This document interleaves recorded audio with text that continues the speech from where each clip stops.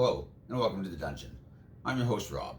In today's video, we're going to be taking a look at the Arcana Domain Cleric, which honestly, they should have called the Arcane Domain because it just sounds way cooler, and so that's probably what I'll call it for the majority of this video. Just know that it's actually called the Arcana Domain.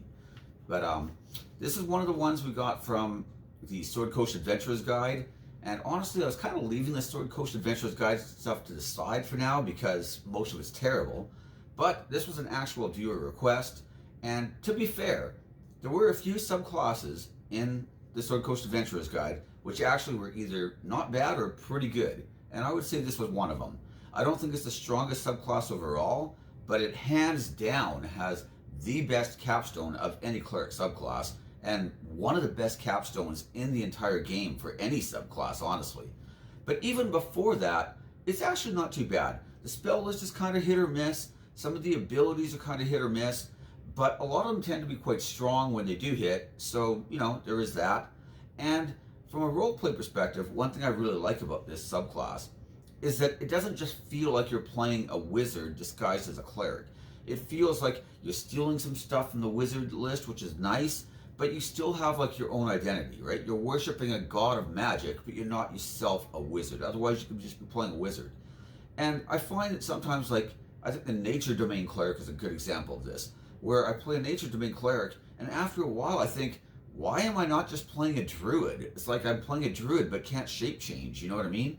And I don't feel that this subclass falls into that trap. It feels like it still has its own identity, and you're not stealing so much that you get confused. And unlike, say, the Blade Singer, where this is not a problem with the Blade Singer specifically, but it's very easy to sometimes overcommit to like the melee aspect, and you forget that you could be casting Hypnotic Pattern and Wall of Force and Polymorph and all these other great spells that you have on your spell list, and instead you just overcommit and go all in on the melee aspect. And I don't think that's really going to happen here. You just get some more wizard spells, which is very nice. So anyways, enough of that. Let's jump into the actual class itself, right?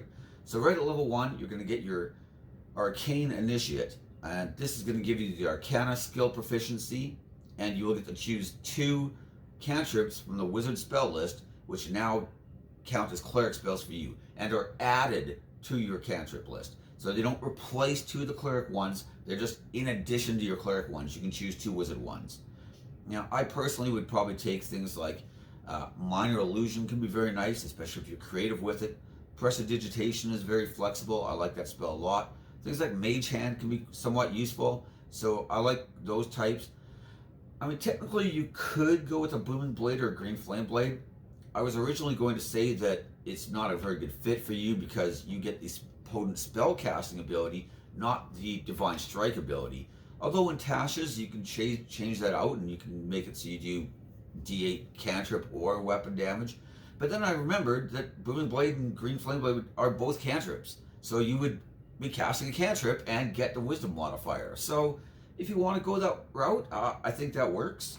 It probably wouldn't be the way I go, but if you wanted to have a bit more flexibility and maybe be decent in melee combat, it's not a bad choice. You're only getting 1 attack around anyways, so it's not like you're giving up multiple attacks in order to make your Green Flame Blade attack, for example.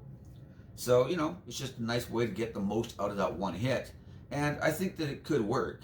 It does mean that you're probably going to be up front in hand-to-hand combat a little more. You might not want that. But just, throwing it out there, that is a possible solution. Or a possibility, I should say. Anyways, moving on. At level 2, we get our Channel Divinity. And just like every other cleric, we can turn undead. But we also get the Arcane Abjuration ability. And this is going to allow us to turn 1 Celestial, Elemental, Fey, or Fiend. They get a Wisdom saving throw. The condition ends if they take damage, of course. Just going to say, Celestials specifically tend to have really good Wisdom saves. So that's probably not the saving throw I would have targeted. But even a lot of Fey and Fiends might have some pretty decent Wisdom saves as well. I'm not the hugest fan of this ability. Not that it's bad specifically, but it's only 1 creature, and you are limited to only 4 different creature types, although they are fairly broad, right? You do end up meeting a lot of like Fae and Fiends especially, and Elementals. Usually not as many Celestials, but that's alright. It's also worth noting though that at level 5, you can banish this creature if it is from a different plane of existence. And that actually sounds really good until you look at the chart that they provide you and look at the CR restrictions on the things you can banish. And you start noticing that, by the time you're level 17, for example, you can banish a CR 4 or less creature with this ability. I don't think a CR 4 creature is particularly threatening to a level 17 character, but that could just be me.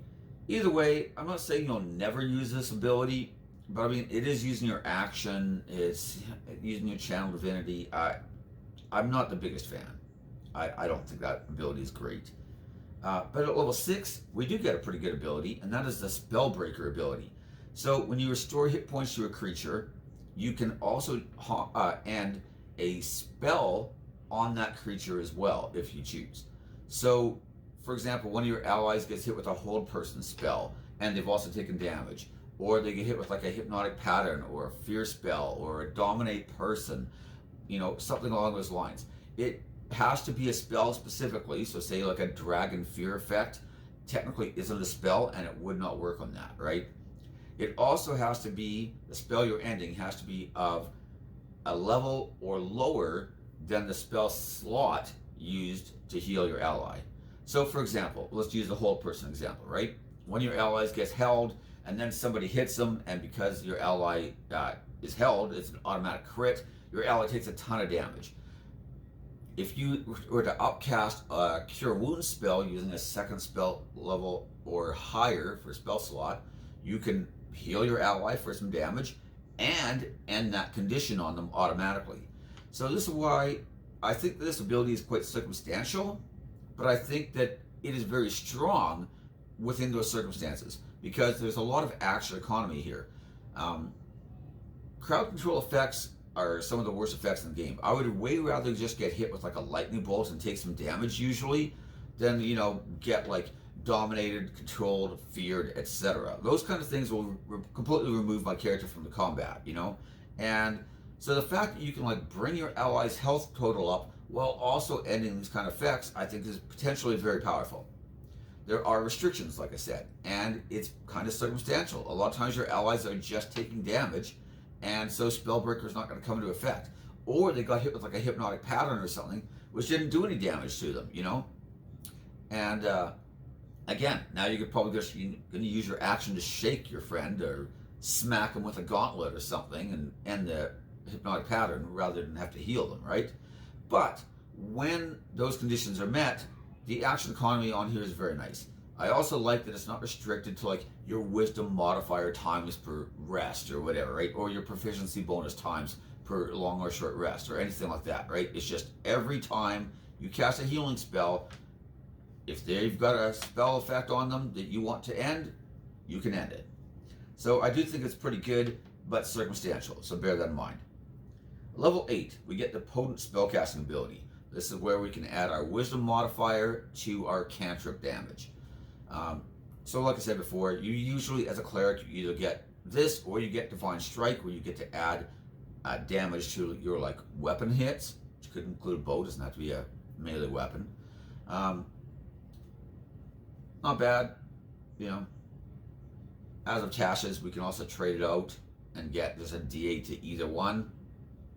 I don't really consider this ability huge, but if you're casting a lot of cantrips, for damage that is, then it's not too bad, Level 17, so that's a big gap between 8 and 17, but you are getting your standard base cleric abilities, and you're also getting new spells, so it's not like you got nothing between 8 and 17, right? Just making that clear. But we get the Arcane Mastery ability, and this is really what brought all the clerics to the yard here. This ability is amazing. You get a 6th level spell, a 7th level spell, an 8th level spell, and a 9th level spell, all from the wizard spell list, that all get added to your domain list, which means that you don't even have to have these spells prepared. They just count as always prepared. You can cast them whenever you want. This ability is insanely good, and we're going to spend a bunch of time talking about it after we finish the main domain spell list, but this is really the big draw for this class, getting to choose basically, one of each of the best wizard spell levels in the game, right? So your actual domain list.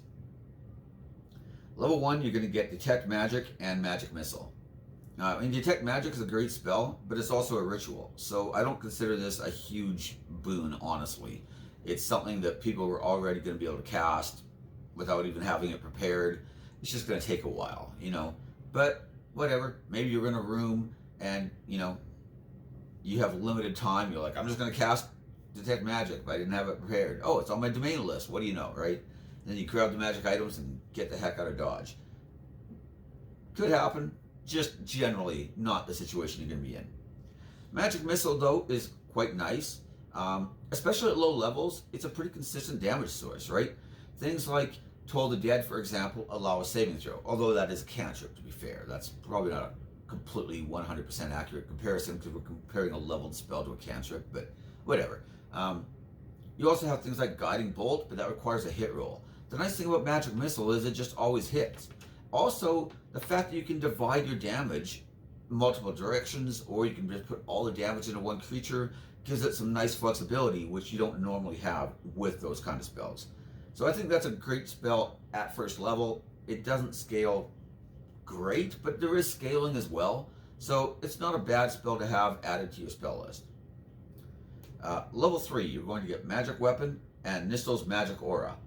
Magic Weapon is great when you're at low levels and the party hasn't found magic weapons yet.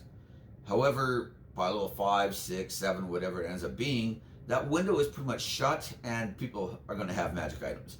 Now, if you're in a very low magic campaign, this spell will be relevant for a lot longer time, right? So again, it's not that it's a bad spell. It's actually a really, really nice spell to have. It's just that once you have magic weapons, you don't need it. So there's like this opportunity window, and it closes rather rapidly. Nistel's Magic Aura, on the other hand, is a great spell if you're a dungeon master trying to screw with your players. As a player, though, I do not know what you would ever do with the spell. I think it is absolutely a terrible spell in that situation. So getting this on my spell list does absolutely nothing for me. Unfortunate. Level 5, we get Dispel Magic and Magic Circle. Dispel Magic, of course, is great. And I find Dispel Magic is something that a lot of times it might be hard to find room to have it on my spell list of things I wanted to have to use. But having it on my domain spell list is perfect because now it's just always going to be there. And, it's pretty decent. Now, it was already on the cleric spell list. So again, not a huge pickup, but it is a very useful spell. So I don't mind that. Magic Circle. This can be good if you're planning on being like a summoner or binder type. You want to like bind lots of creatures to serve you. I understand why they put it on the spell list. But again, it is rather circumstantial. But if you want to bind things, this is kind of the way to do it. So, you're probably going to need this spell. Again, though, not the biggest fan. Level 7, though, we get Arcane Eye and Lehman's Secret Chest. Arcane Eye is one of the best scouting tools in the game, honestly. There are some better higher level ones, but those are even higher level. Level 4, though, isn't exactly cheap either. Let's be honest. 4th level spells are starting to get kind of pricey. Now, if you are a 17th plus level, you might not care because level 4 spells are kind of meaningless when you've got 6th, 7th, 8th, and 9th spells available. In which case, using this to scout like a dungeon or something becomes pretty sensible. But when you're like level 7, for example, using one of your highest level spell slots for this can be pretty pricey. That said, though, this is a great, great spell. So I'm very happy to have it on my spell list. It's something that we normally don't have access to either as a cleric. So, again, a pretty big win. Lehman's Secret Chest. I mean, this spell is kind of handy and it's kind of cool, but it doesn't really do anything that a Bag of Holding wouldn't have done for me already. So, not a bad choice, though. It's no Mystic Aura, that's for sure. Definitely a much better spell than that, but not a huge win. Level 9, we get Planar Binding and Teleportation Circle. So as we mentioned with Magic Circle, Planar Binding is kind of like the other half of that equation. So if you want to bind something, this is how you're going to do it. Unfortunately, the spells are a little wonky because most of the things you want to summon will require concentration. So this is where you kind of need Magic Circle. You honestly might want somebody else to summon something and then they maintain the concentration on it while you bind it. That can work. But in general, the rules were clearly not the best designed around the idea of summoning and binding creatures to serve you. They can be a little tricky sometimes. You also get Teleportation Circle, which is pretty handy. It's obviously not as good as Teleport, mostly because of the restrictions on it, like the fact that you have to draw a circle, the casting time, etc. But pretty handy spell, and especially if you have, like, we need to get from point A to point B, and we just don't feel like spending 4 weeks of travel time rolling up random encounters to get there. You know where you're going, it can be pretty good. So not a bad spell to have, and especially one to have on my domain list. It's one that I probably, like, A, you don't have it as a cleric usually anyways, and B, even if you did, it's probably not when you're going to prepare a lot, right? So, I mean, having it on your domain list, it's circumstantial, but when you want it, it's there. That's absolutely perfect in my opinion.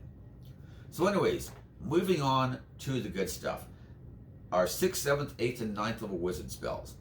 I wanted to go through each of those levels and give some of the spells that I would recommend, and we'll just talk about some of them and why I like them. So starting at level 6, my choices are Contingency. This is a great spell for setting up like conditions, like you take X amount of damage, maybe you can just automatically heal yourself for a bunch of damage, right? Things like that are very nice, and you can also use it for really clever stuff, like maybe you had I don't know, Death Ward, for example, right?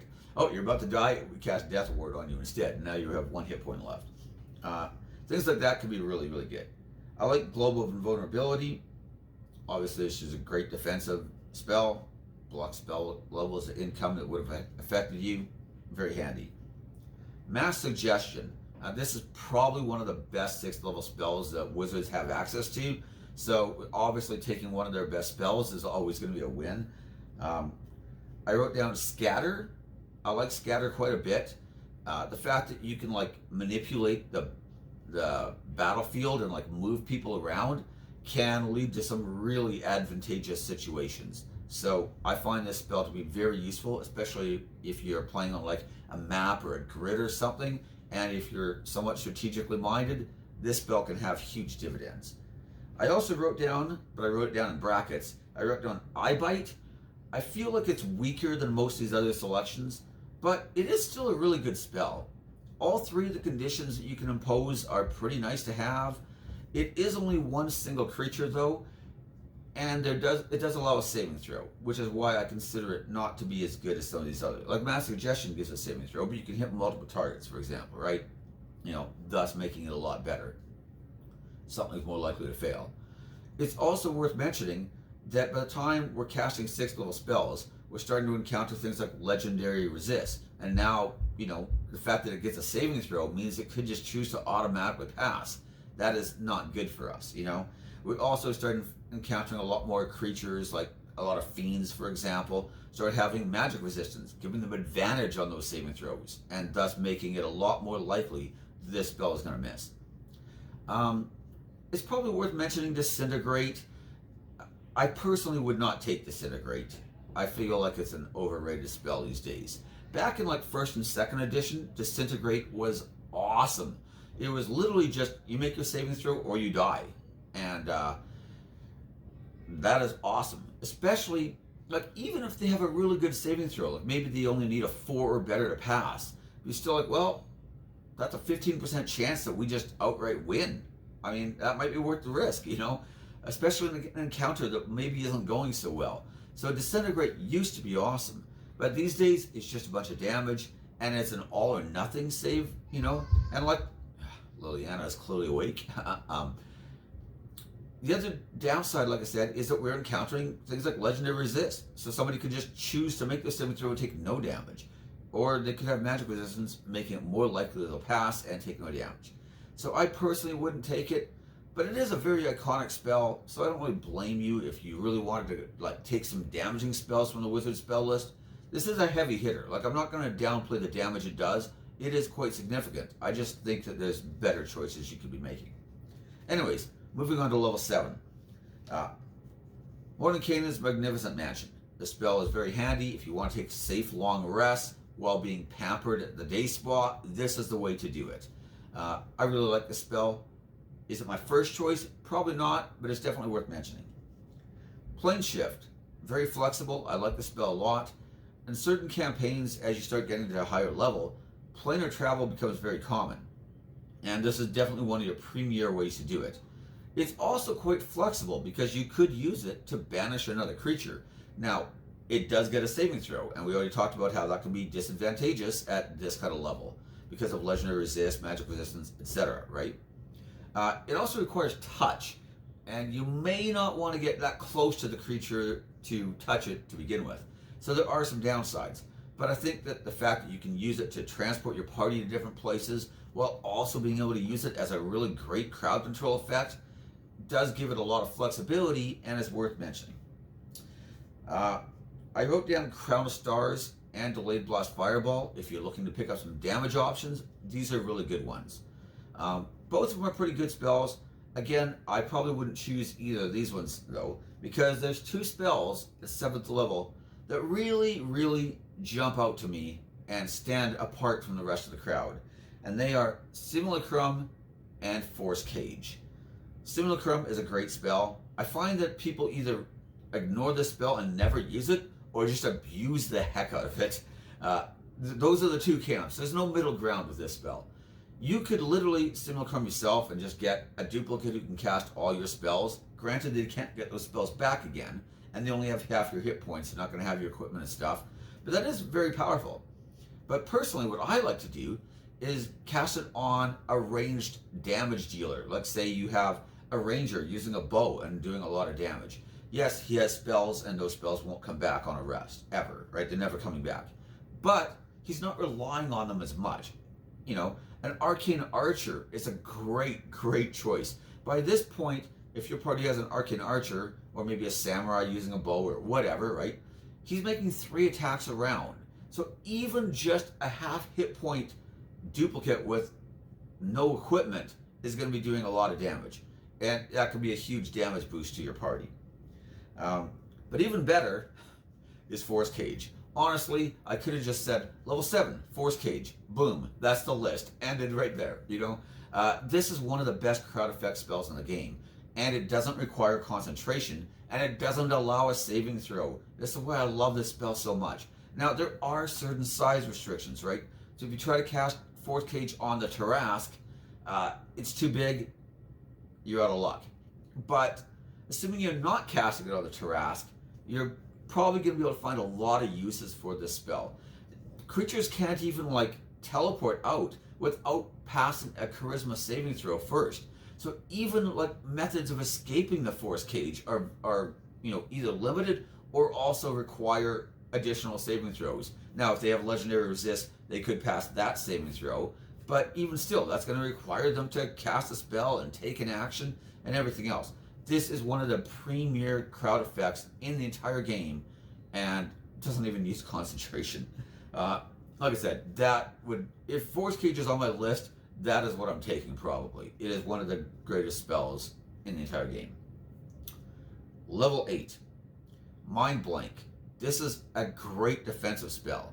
Although to be fair, it's one I very rarely end up using. And it's not because it's not great, it's just because by the time I'm getting 8th level spells, there are so many good options that it's often hard to find a way to like fit it in, right? But it is a great spell, so I did want to mention it. Lasts 24 hours, does not require concentration. Like, it's one of the best buff spells in the entire game, other than Foresight, which we'll get to at level 9. Also, Demiplane. It's not that this spell is particularly powerful, it's just so useful and so flexible.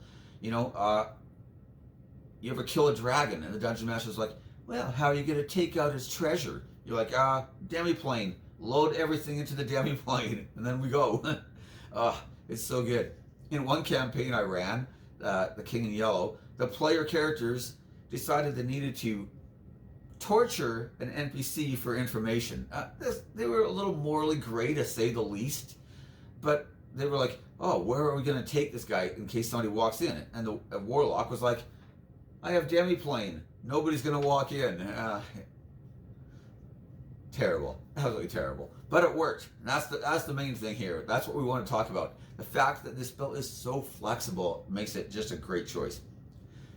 Need a place to store your clones? Demi-plane. Need a place to store your backup treasure. All the stuff you used to be attuned to, but then you just got that sweet relic that now you're attuned to instead. Store it in your demi-plane. Where are you going to store your simulacrum? Your demi-plane, because he's down to like 3 hit points. You don't feel like having him die. You need to get him somewhere and repair him. Demi-plane. So flexible, so great. Speaking of 8th level spells and clone. Where are you going to die? Have a clone backup. Great choice. You can clone all the members of your party. Just, cast it once per day. Clone somebody else. Granted, means you won't have demi-plane though. So hopefully somebody else took demi-plane and you can store your clones in his demi-plane. That's what we call teamwork. Clone is a great spell. And all those artifacts that you now unattuned to, store those in the demi-plane as well. So if you have a total party wipe, now at least you have clones of yourselves and you have some backup gear. So you don't, you're going to lose your great stuff. You still got the almost great stuff that you were using before you got the great stuff. That's what we call the consolation prize. Anyways, Maze. Maze is much like Force Cage, except it requires concentration, but it is a great effect. This is one of the best crowd control effects in the game as well. And unlike, say, Force Cage, where you have size restrictions, Maze, you don't have to worry about it. Again, no saving throw. It does allow an intelligence check, though, for them to try to navigate their way out of the maze, but that does require their action. So, if you banish, say, a dragon to the maze, and he's normally able to, make multiple attacks around and breathe fire and everything else, he doesn't get to do any of that. He has to try to find his way out of the maze. And even if he makes it out, then your party's just waiting for him, and then you just, gank him right then and there. I like Maze a lot. It's pretty good. Also, you can just banish something and then just take off because it lasts 10 minutes. So, just get the heck out of Dodge. Great spell. Maddening Darkness. Oh, on the other hand, though, you probably don't need Force Cage and Maze because if you're a wizard, take both, right? But you are only getting 1/7 and 1/8 level spell, so I might want to go one way on one and one way the other. Just saying. You could take both, though. Nothing wrong with that. Just, they kind of do the same thing, is what I'm saying, right? Anyways, Maddening Darkness. Nice damage, nice battlefield control. I think this spell is probably not as good as the others, but it really starts to shine if your party has forced movement effects. So maybe you have a warlock with Repelling Blast and Grasp of Vidar. Maybe somebody has the Telekinesis ability, right? And now you can start forcing things back into the darkness so they take the damage on multiple rounds. This is where the spell really starts to pay off, and where it starts to shine a lot is when you can force creatures to just suffer the damage over and over and over again. So definitely worth mentioning. Requires more teamwork, right? But in the right group, it really can be an amazing spell. But, definitely, I probably wouldn't rank it as high as on the others, just on its own merits. But like I said, with the right group, it's awesome. Illusory Dragon. I really like this spell, but I gotta be honest with you, the first time somebody in my party ever cast this spell, the creature they were trying to hit with it had True Sight, which completely undermined the spell. It ruined the whole thing. So unfortunate. So, every time I think of this spell, I always think about that situation now where I cast Illusory Dragon and it's like, sorry, bad news. But it is a great spell. I did want to mention it, so whatever. Level 9. Let's just start with the obvious one, Wish. And like I mentioned with Force Cage at level 7, we could just end the spell list at Wish. Wish is the best spell in the entire game. The fact that you can duplicate any spell in the game from any spell list of 8th level or lower without the material components, without the lengthy casting times potentially, just casting it as a single action, this is incredible. If you didn't want to take Simulacrum because you were going to take Wish, you can just make a simulacrum. Now you can do it as an action, and you can do it without the components, which are the two biggest downsides of that spell, right? You just do it with an action. Even better. In fact, you could cast Force Cage with your Wish spell. Nothing wrong with that. Or Maze, or Maddening Darkness, or any of those spells we've already talked about. Or any other spell from any other spell list of 8th level or lower. You can also do other things, but then you run the risk of losing your Wish spell permanently. So I probably would not do that. But Wish is just so highly flexible and useful. It is amazing. But it's also, overdone sometimes. So let's talk about the other alternatives. Because maybe you just don't want to take Wish. You're like, man, everybody takes Wish. And we got a wizard, and he's got Wish, and he's using it every day. I want something unique, something different. Something that's going to kind of stand out, right? These were the other 9th level spells that I put down on the list. And all these spells are great as well, right? They're just not as great as Wish. So we have Foresight. I already mentioned this one briefly, but this is one of the best buffs in the entire game. 8 hours, no concentration. Could cast it on yourself, could cast it on an ally. Advantage on all their attacks and saving throws. Disadvantage to get hit. This is amazing. Just a great spell. Meteor Swarm. This is hands down the best damaging spell in the game. It is better on an Evoker Wizard where you can create safe pockets so you could rain down on the middle of the fight and not hit your allies. That is even better, of course. But this is just a great spell. It does a truckload of damage. While I'm not a big fan of most of the damage spells in the game, this is the exception. The fact that you can cast it at such huge range too. I mean, if you're in those scenarios, which has happened to me multiple times now, where you're doing the big save the world thing, the evil bad guy has his mass army marching on the last fortress of goodness. What is the party going to do? Meteor Swarm. Oh, there went the army. Let's go kill the guy now. It's awesome. True Polymorph. And of course, its cousin, Shape Change. I never know which of these spells is better. It's whichever one I took, I always think is better. So I cast True Polymorph and I'm like, man, what was I thinking? This is way better than Shape Change. Then my next character uses Shape Change and I'm like, what was I thinking? This is so much better than True Polymorph. I can never decide which is actually better. I'm constantly flip-flopping back and forth. But both are great. And they do their own things too, right? So, I'm not trying to say it's two spells are the same thing, but they do kind of overlap, right? Anybody who's looked at them both, you probably know what I'm talking about. Anyways, speaking of polymorph, mass polymorph. What's better than polymorphing one guy? Polymorphing a whole bunch of guys. I like the spell a lot. It is a really good selection. You can use it to turn your party members all into T-Rexes. That's kind of handy. You can use it to turn a bunch of enemies into snails or whatever, right? And yes, they do get saving throws, but because you can hit so many things, something's probably likely to fail. I mean, hopefully by the time you've got this spell, your spell save DC is pretty high, and they're going to have a hard time making those saving throws, right? So, Mass Polymorph, great spell. Psychic Scream, nice crowd control effect, good damage on it. I like the spell a lot. Is it my first choice? Again, no. Is it my second choice? Probably not. But it is a really powerful spell. It's definitely worth mentioning. The crowd control effect especially is nice. But then just doing a bunch of damage on top of that, even better. The final one I put on my list was Blade of Disaster. The blade does a lot of damage. It crits on an 18, 19, or 20 and does triple damage on a crit. This spell can have a lot of damage potential, especially because it's persistent and just keeps going round after round after round. You can just keep doing that damage. And I like it quite a bit. This spell really proved its worth in my last campaign, the Broken Lands campaign, when the party fought Vecna, and Vecna used it on the party, and granted I was rolling hot that night, so he was critting people every other round, it seemed, for just ridiculous amounts of damage. But this spell is really good.